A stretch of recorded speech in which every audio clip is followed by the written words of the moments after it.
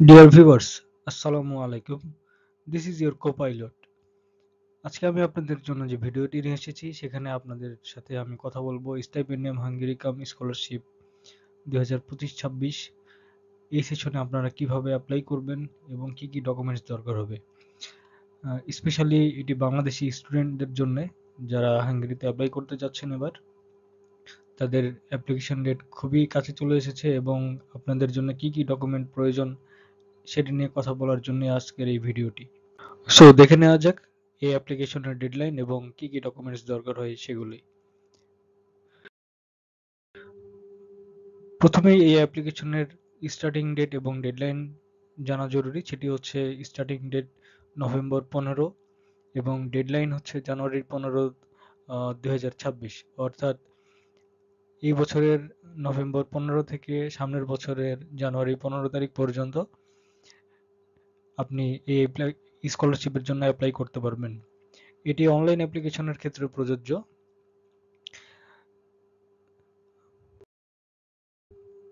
এখানে আপনারা application link দুটি দেখতে পাচ্ছেন যে কোথায় কিভাবে অনলাইনে আপনি অ্যাপ্লাই করবেন। প্রথমে যেটি দেখতে পাচ্ছেন সেটি হচ্ছে ড্রিম অ্যাপ্লাই পোর্টাল। এটা হচ্ছে হাঙ্গেরিয়ান গভর্নমেন্টের অ্যাপ্লিকেশন পোর্টাল। এবং 2 নম্বরে যেটি, এটি হচ্ছে বাংলাদেশ মিনিস্ট্রি অফ এডুকেশনের অ্যাপ্লিকেশন পোর্টাল। আপনাদেরকে মনে রাখতে হবে আপনাদেরকে অবশ্যই এই দুই পোর্টালে একই সাথে অর্থাৎ একই সময়ে 15 জানুয়ারি 2026-এর মধ্যে অ্যাপ্লিকেশন কমপ্লিট করে এই দুই জায়গা থেকেই আপনাদের অ্যাপ্লিকেশন ফর্ম ডাউনলোড করে রাখতে হবে।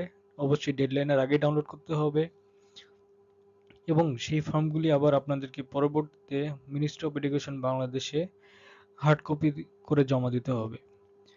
সো আপনারা যদি কোনো ব্রাউজারে যান এবং dream apply portal Hungary type করেন, আপনারা তার নিচের লিঙ্কটি দেখতে পাবেন এবং এই লিঙ্কে যে আপনারা আপনাদের অ্যাকাউন্ট রেজিস্ট্রেশন করতে হবে। তারপর আপনারা সেখানে অ্যাপ্লাই শুরু করতে পারবেন অবশ্যই 15 নভেম্বরের পর।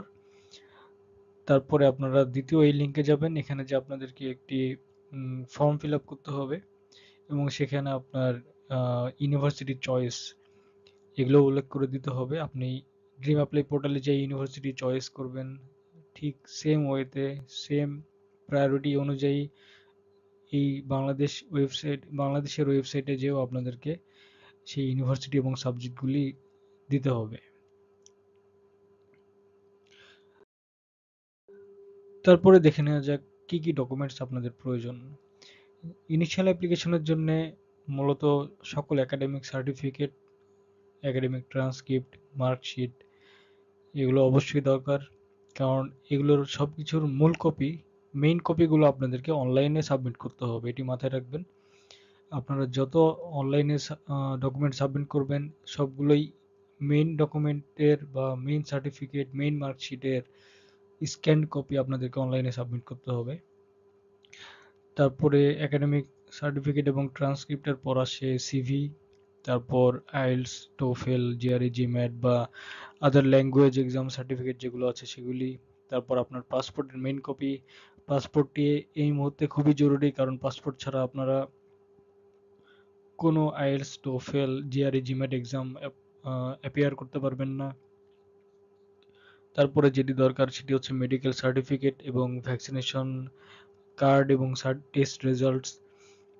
এখানে মেডিকেল সার্টিফিকেট এবং ভ্যাকসিনেশন কার্ডগুলি আলাদা, কারণ মেডিকেল সার্টিফিকেট হচ্ছে একটি ফর্ম যেখানে একটি প্রফেশনাল ডক্টরের সাইন করা অ্যাপ্রুভাল থাকবে আপনার জন্য যে আপনি ফিট, আপনার কোনো মেডিকেল প্রবলেম নেই। এবং ভ্যাকসিনেশন কার্ড হচ্ছে কিছু ভ্যাকসিন আপনাকে দিতে হবে এবং সেগুলির কার্ড সংগ্রহ করতে হবে এবং কিছু টেস্ট রেজাল্টও আপনাকে সাবমিট করতে হবে।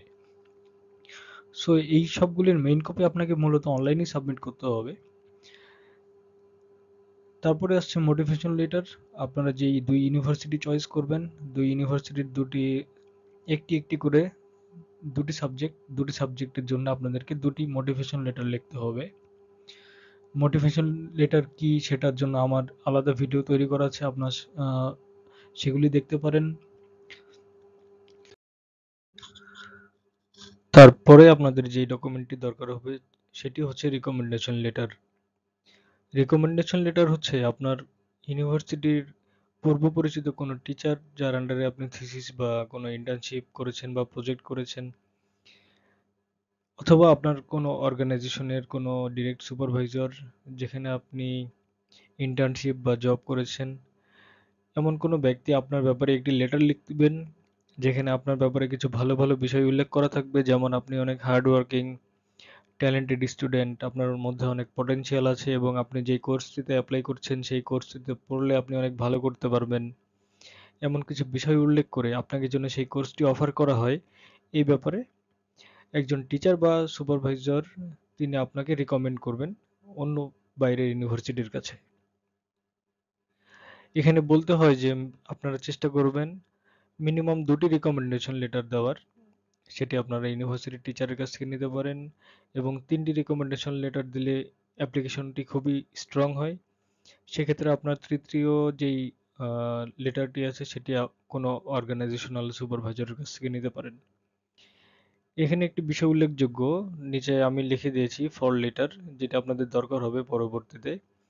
সেটি হচ্ছে যারা আপনার ব্যাপারে রেকমেন্ডেশন লেটারটি লিখবেন বা রিকমেন্ড করবেন, তাদেরকে পরবর্তীতে হাঙ্গেরিয়ান ইউনিভার্সিটি থেকে অথবা যেই অর্গানাইজেশন, তাদের নাম হচ্ছে টেম্পুস পাবলিক ফাউন্ডেশন, সেই অর্গানাইজেশন আপনার এই রেফারিদেরকে অনলাইনে একটি লিঙ্ক পাঠাবেন, এবং সেই লিঙ্কটিতে আপনার রেফারিদের যেতে হবে এবং আপনার ব্যাপারে অনলাইন অ্যাসেসমেন্ট জমা দিতে হবে।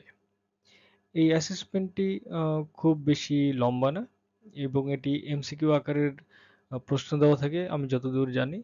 সো এটি কোনো ডিফিকাল্ট বিষয় না, কিন্তু আপনারা আগে থেকেই আপনাদের রেফারিদেরকে একটু ম্যানেজ করে রাখার চেষ্টা করবেন।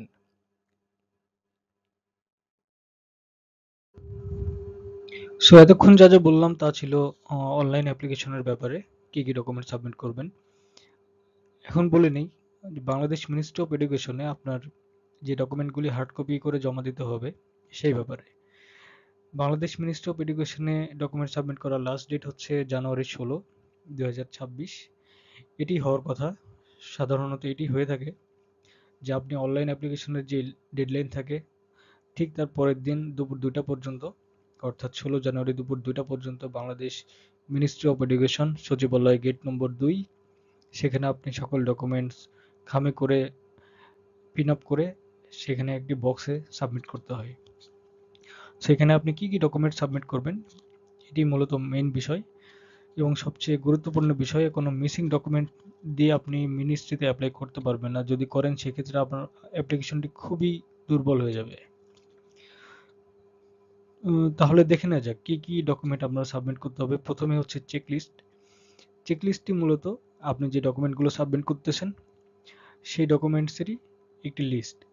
প্রতিটি ডকুমেন্টসের একটি নাম, সেটি আপনি লিস্ট আকারে কম্পিউটারে টাইপ করে একটি লিস্ট তৈরি করবেন এবং সেটি প্রিন্ট করবেন, এবং সেই চেকলিস্টটি সবার উপরে থাকবে। তারপরে আপনার সকল ডকুমেন্টস থাকবে।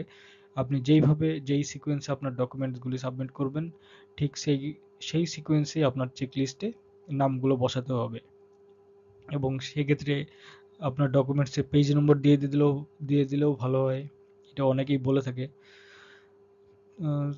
সো এখানে কি কি ডকুমেন্টস দরকার হবে সাবমিট করার জন্য একটু দেখে নেওয়া যাক। প্রাইমারি ইনফরমেশন ফর্ম, এই ফর্মটি আপনারা পাবেন বাংলাদেশ মিনিস্ট্রি অফ এডুকেশন যখন এই স্কলারশিপের নোটিশটি পাবলিশ করবে সেই নোটিশের সাথেই দেওয়া থাকবে। তারপরে downloaded ministry online application form, বাংলাদেশের মিনিস্ট্রি অফ এডুকেশনে যে অনলাইনে অ্যাপ্লিকেশন করতে হয় সেটির অ্যাপ্লিকেশন ফর্মটি ডাউনলোড করে প্রিন্ট করতে হবে। সেম ড্রিম অ্যাপ্লাই পোর্টালের যে অ্যাপ্লিকেশন ফর্ম আপনারা সাবমিট করার পর সম্পূর্ণ অ্যাপ্লিকেশন ফর্মটি ডাউনলোড করে রাখবেন। আমার এক্স্যাক্টলি মনে নেই এটি ড্রিম অ্যাপ্লাই পোর্টালে সাবমিট করার আগে অথবা পরে। আপনারা পোর্টালটিতে গিয়ে অবশ্যই ভালো মতো চেক করে নেবেন যে এখানে কখন এটি ডাউনলোড করা যায়, এবং আপনারা বিভিন্ন অ্যাপ্লিকেশন স্টাইপেন্ডিয়াম হাঙ্গেরিকাম ফেসবুক গ্রুপে অ্যাড হয়ে যাবেন, সেখানে আপনারা লেটেস্ট নিউজগুলো পাবেন। তারপরে একাডেমিক সার্টিফিকেটস অ্যান্ড মার্কশিটস, যা বললাম আগেই সেগুলি সেম জমা দিতে হবে। তবে একটি জিনিস খেয়াল রাখবেন যে মিনিস্ট্রি অফ এডুকেশনে যে ডকুমেন্টসগুলো সাবমিট করবেন সেগুলো মূলত ফটোকপি, এবং সেগুলো অ্যাটেস্টেড করে সাবমিট করবেন। এখানে অনেক কনফিউশন আছে, কেউ বলে অ্যাটেস্টেড করতে হয় না, কেউ বলে অ্যাটেস্টেড করতে হয়। আমার মনে হয় সেফ থাকার জন্য অ্যাটেস্টেড করে দেওয়াই ভালো। তারপরে আপনার language certificate, IELTS, TOEFL, GRE, GMAT যা যা আছে, যেটি আপনার রিকোয়ারমেন্ট অনুযায়ী, ইউনিভার্সিটির রিকোয়ারমেন্ট অনুযায়ী আপনি সাবমিট করবেন। পুলিশ ক্লিয়ারেন্স সার্টিফিকেট, তারপরে মেডিকেল সার্টিফিকেট। এখানে একটি উল্লেখযোগ্য বিষয় হচ্ছে, আপনি মেডিকেল সার্টিফিকেটটি যখন ড্রিম অ্যাপ্লাই পোর্টালে টেস্ট রেজাল্ট, ভ্যাকসিনেশন কার্ড সব কিছুই আপলোড করেছেন, মিনিস্ট্রি অফ এডুকেশনে যখন হার্ড কপি জমা দেবেন তখন শুধুমাত্র মেডিকেল সার্টিফিকেট, যেটি ডক্টরের সাইন দেওয়া অ্যাপ্রুভাল ফর্ম, সেটি সাবমিট করতে হবে। আদার্স যেগুলো টেস্ট রেজাল্ট, ভ্যাকসিনেশন কার্ড, এগুলো সাবমিট করতে হবে না। তারপরে আপনার মোটিভেশন লেটার্স, যে দুইটা মোটিভেশন লেটার্স আগে লিখেছিলেন সেই দুটি সাবমিট করতে হবে। তার সাথে একটি অ্যাড করতে হবে, সেটি হচ্ছে বাংলাদেশ মিনিস্ট্রি অফ এডুকেশনকে উল্লেখ করে যে তারা যেন মোটিভেট হয় আপনার ব্যাপারে, বাংলাদেশ মিনিস্ট্রি অফ এডুকেশন যেন আপনার উচ্চশিক্ষার ব্যাপারে মোটিভেট হয়। এইভাবে আপনার আগের সাবজেক্ট টপিক মোটামুটি সেম রেখেই আরেকটি মোটিভেশন লেটার লিখতে হবে। তারপর আপনি যেই রিকমেন্ডেশন লেটার্সগুলো কালেক্ট করেছিলেন সেগুলো সাবমিট করবেন। আপনার পাসপোর্টের একটি কপি, আপনার যদি কোনো জব এক্সপিরিয়েন্স, ইন্টার্নশিপ এক্সপিরিয়েন্স থাকে সেগুলোর সার্টিফিকেট, তাছাড়া আপনার যত এক্সট্রা কারিকুলার সার্টিফিকেট আছে, আপনার যত ভলান্টিয়ার ওয়ার্ক আছে, কোনো প্রজেক্টে যদি কাজ করে থাকেন, গভর্নমেন্ট, প্রাইভেট, রিসার্চ পাবলিকেশন যদি থেকে থাকে অনলাইনে, আপনি সকল ধরনের সার্টিফিকেটগুলি আপনি এখানে সাবমিট করতে পারবেন। সো আজকে এই পর্যন্তই মূলত আমি আপনাদের সামনে তুলে ধরতে চাচ্ছিলাম যে কোন কোন ডকুমেন্ট আপনারা সাবমিট করবেন এবং কোথায়, কত তারিখের মধ্যে। আশা করি আমি আপনাদেরকে বলতে পেরেছি, এবং এই ভিডিওটি শেষ নয়।